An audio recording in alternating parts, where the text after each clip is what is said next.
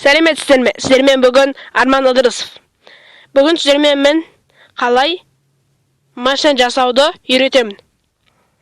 Ал кеттік. Өзіміздің бюромызға кіреміз. Бұл тек версиясы 0.15.0 болса ғана істелінеді.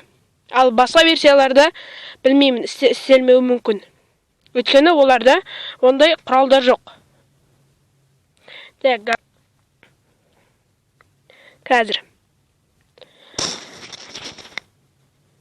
біз істеу үшін ол машинаны сіздермен құралдар таныстырайын. Поршень, липкий поршень, екеуінде аламыз. Please, сосын наблюдатель, жерге түсеміз. Поршеннің өзін аламыз.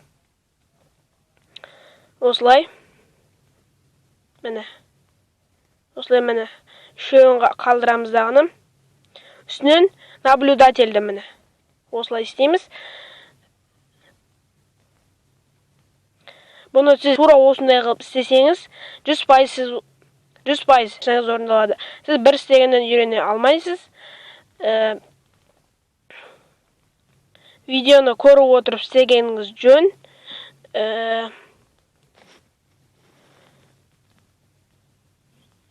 Бұл қиын нәрсе емес деп ойлаймын. Мен мына жерге слиз қоюды ұмытып кеттім. Кешіріңіздер.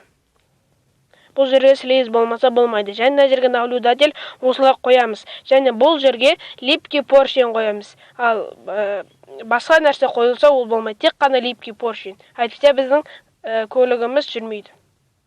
Так, енді жүргізу үшін мына слизді бұзамыз. Болды.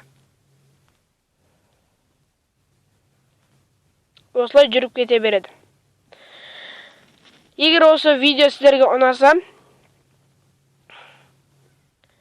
каналымызға тіркелуіңізді сұраймын және лайк басуды ұмытпаңыз. Сіздің көргеніңізге рахмет. Сау болыңыз.